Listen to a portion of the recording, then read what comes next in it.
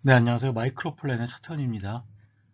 지난 시간에 이어서 자신을 고조선의 후예라고 인식한 거란인들이 만든 사서 거란고전 이야기 두 번째 이야기를 좀 드리겠습니다.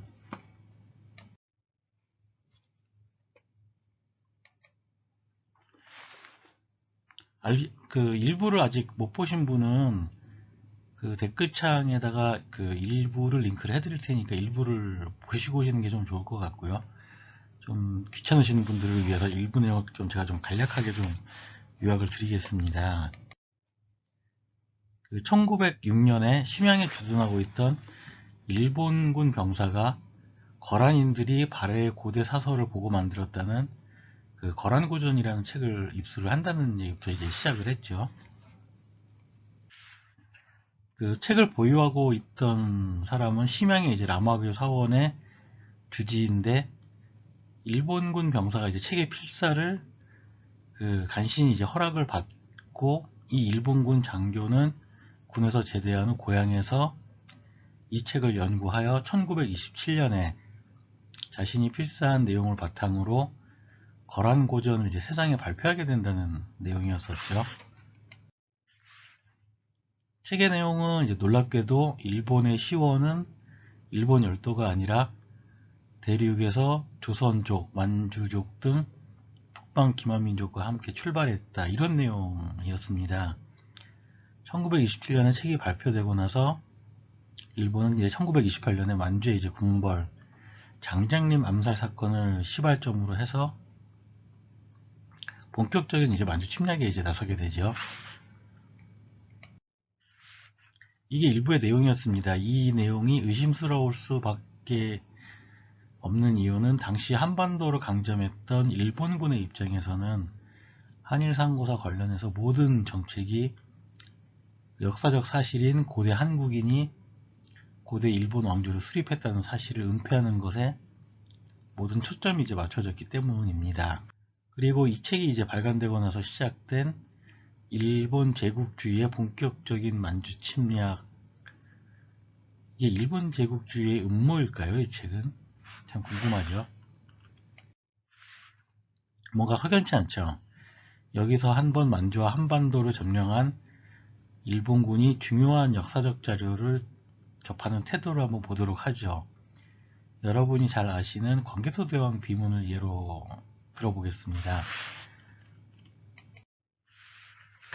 광개토대왕 비문을 발견한 사람은 일본군 정보장교, 즉 첩자죠. 당시 비문이 발견된 지역은 청나라 황실이 이제 자신들의 시조와 관련하여 성스러운 장소라고 하여 사람들이 안 가던 곳을 군사 목적으로 정보를 수집하다가 이제 발견하게 됐습니다. 일본군 포병장교 사코 카게아사가 비문을 발견하고 일본으로 이제 쌍구 감옥본을 가지고 간 게 이제 1883년, 그리고 보통 이런 건 학자들이 연구해야 하는데 일본 육군 참모부가 숨겨두고 연구했다는 것. 당시 일본 군부에 있어서 상고사 연구라는 거는 정보와 이제 공작의 대상이라는 것을 알 수 있습니다. 그리고 비슷한 시기 이제 1906년에 거란고전이라는 책을 하나마 하시로라는 이제 군인 장교가 개인적으로 이제 필사를 했다.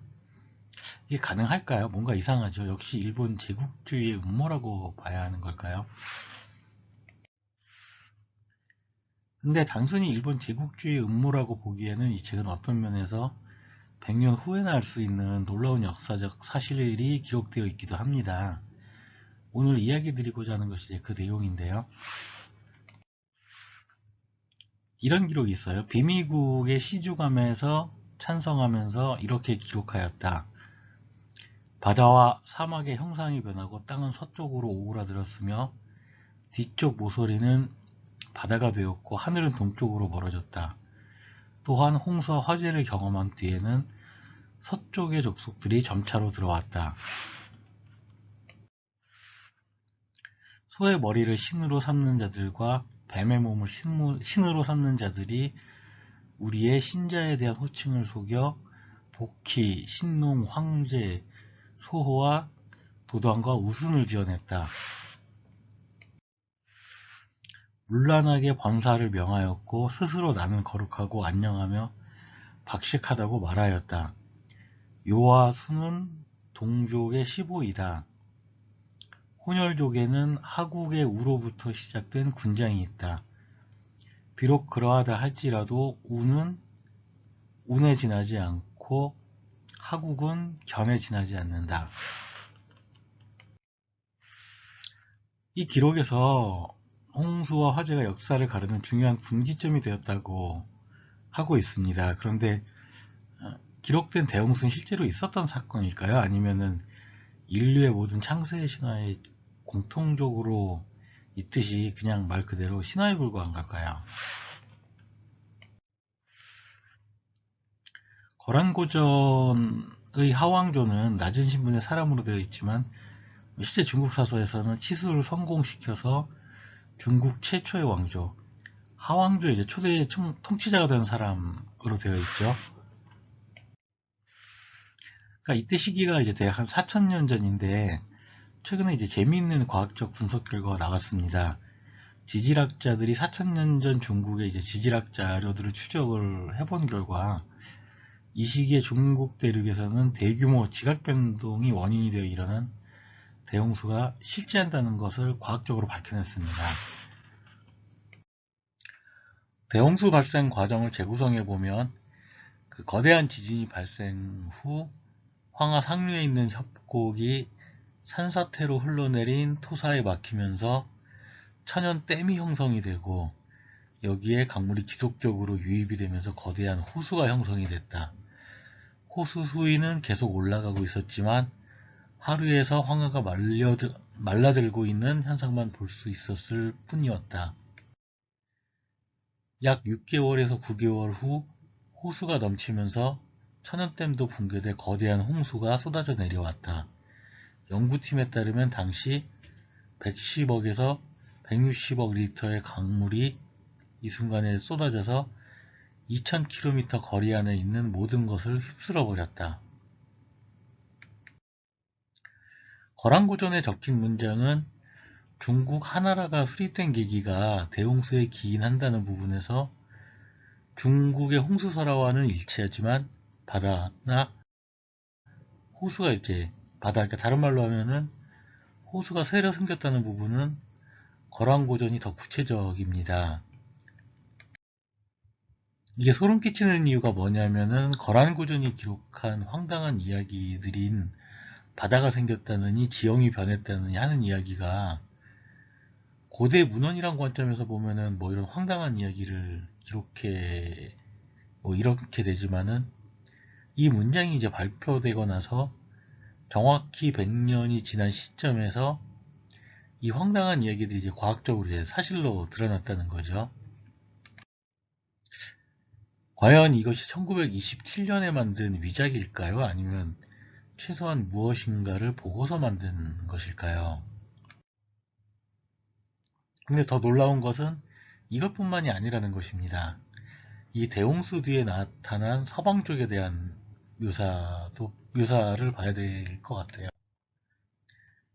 소의 머리를 신으로 삼는 자들과 뱀의 몸을 신으로 삼는 자들이 우리의 신자에 대한 호칭을 속여 복희와 신농과 황제, 소호와 도당과 우순을 지어냈다.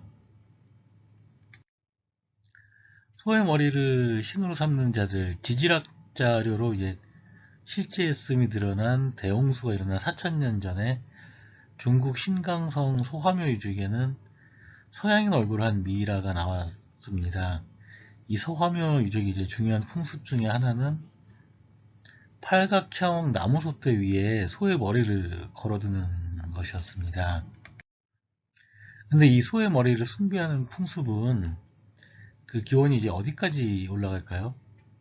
터키의 이제 1만 년 전 유적으로 이제 유명한 göbekli tepe에서도 이 소의 머리를 이제 숭배하는 이 소의 머리를 이제 숭배하는 풍습이 나오고 아마 소의 머리를 숭배하는 풍습은 그 기원이 이제 무척 오래되었을 것이라고 이제 추측할 수가 있습니다. 그리고 이제 소의 머리를 숭배하는 이 신앙은 소의 풀을 이제 술잔으로 마시면서 부족 간에 이제 맹약을 하는 형태로 극동 지역에서 유럽 지역까지 그 형태를 이제 유지했을 것으로 보이고요. 뱀의 몸을 신으로 삼는 자들이라는 표현도 흥미있습니다. 저는 이 부분에서 동이 공공족의 휘장에 들어간 뱀이 들어간 문양이 좀 생각이 났습니다. 아마 이와 유사한 형태가 유럽의 리투아니아 고유 종교에도 나타납니다. 참고로 리투아니아는 14세기에야 이제 기독교를 받아들인 나라입니다. 유럽에서 가장 오랫동안 기독교 이전에 유럽 시원 문명이 유지가 된 곳이죠. 여기서 이제 주목할 표현은 소의 머리를 신으로 삼는 자들과 뱀의 몸을 신으로 삼는 자들이 우리의 신자에 대한 호칭을 속여 복희, 신농, 황제, 소호, 도당, 우순을 지어냈다라고 하는 표현이죠. 여기서는 소의 머리를 신으로 하는 족속이 동이족의 신앙을 훔쳐서 자신들의 신앙으로 만들었다는 뉘앙스로 되어 있지만 실제로는 고대 동이족의 종교를 이들 서방에서 온 족속들이 받아들이는 형태가 아니었을까 추측을 하고 있습니다.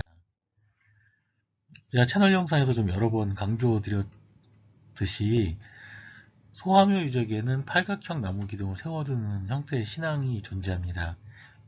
이거는 신라 박혁거세를 제사 지내던 나월신궁과 동일한 신앙 형태입니다.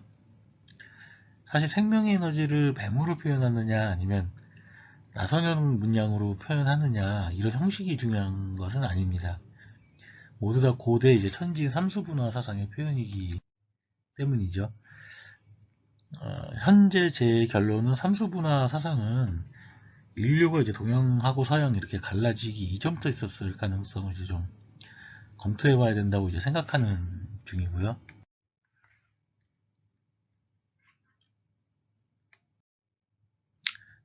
정리를 하면은 1906년에 이제 발견되었다고 주장하고 실제 1927년에 발표된 문쟁에서 바다, 거대 호수가 갑자기 생기고 연이어 대홍수가 일어나고 서방 종족들이 몰려왔는데 그 신앙이 정확히 묘사되고 좀 그런 상황이라는 거죠. 이거 이외에도 고대 동이족의 신 이름을 알가민이라고 칭했다거나 현대 자료들로만 추정할 수 있는 이야기들이 거란고전에 있습니다. 제 잠정적인 결론은 거란고전이 정치적인 목적으로 만든 위서이든 아니든 간에 이 책을 만든 사람들이 현대에 우리가 알지 못하는 어떤 중요한 사설을 접한 거는 사실로 봐야 할 것 같습니다. 자, 이제 서두에 언급했던 거란고전이 발견되었다고 주장하는 1906년과 비슷한 시점과 상황에서 발견된 광개토대왕 비문 이야기를 다시 한번 해보죠.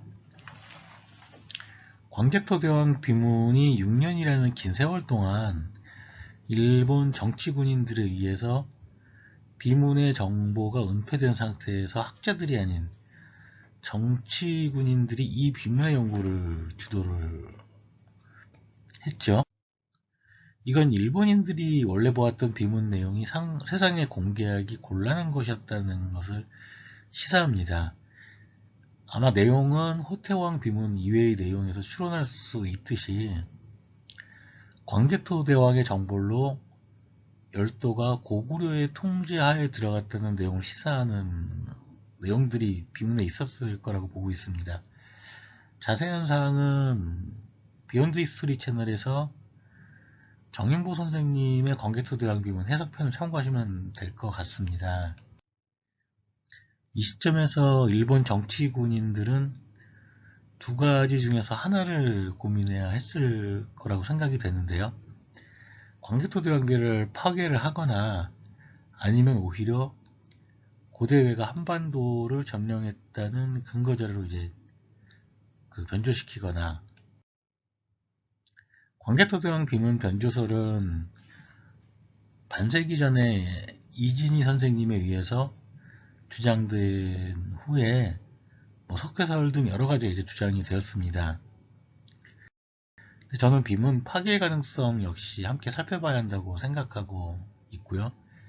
그리고 비문이 발견되고 무려 130년이 지난 지금까지도 이 비문은 여러 미스테리와 함께 일본 쪽에서는 고대 외가 한반도를 지배했다는 고고학적 자료로서 사용되어지고 있는 현실이죠. 거란고전도 비슷한 것 아닐까요? 이 문서를 발견했을 당시 일본 군부는 광개토대왕 비문의 경우와 비슷한 선택을 강요당했을 겁니다. 문서를 없애버리거나 아니면 적절히 변조하여 정치적 목적에 활용하거나. 이 문서는 어쩌면 일본 정치군인들 사이에 은밀하게 연구가 되다가 이들이 만주국을 이제 수립해야 하는 상황에서 사찰의 주지가 저항하여 필사를 할 수밖에 없어서 필사본만 해석해서 발표한다. 이런 미심쩍은 형태로 발표한 건 아닌지. 하지만 책의 신빙성을 높이기 위해서 일부는 원본을 그대로 차용하지 않았을까. 이게 현재 제가 할 수 있는 최선의 추정입니다. 거란고전은 풀리지 않는 수수께끼로 영원히 남게 될까요? 저는 그렇지 않다고 생각을 합니다. 거란과 관련한 중요한 자료들은 현재 해석조차 되지 않은 채 많은 문헌들이 남아 있습니다. 거란인들은 그들만의 고유한 문자 체제를 가지고 있었는데 아직 이 거란 문자를 완벽히 해석한 사람은 없습니다. 저는 이 문자의 해석이 사람들의 관심과 노력만 있으면 충분히 이제 해석 가능한 문자라고 보고 있습니다. 언젠가 이 문자가 이제 해석이 된다면 거란고전의 진실 역시 밝혀질 날이 오겠죠. 그리고 이제 그 이전에 중요한 건 한국과 일본, 중국이 역사에 대해서 정치적인 이해관계를 떠나서 순수하게 역사 그 자체만을 바라보아야 한다는 전제조건이 깔려야 하겠지만 말입니다. 예, 지금까지 거란고전 이야기를 시청해 주셔서 감사드립니다.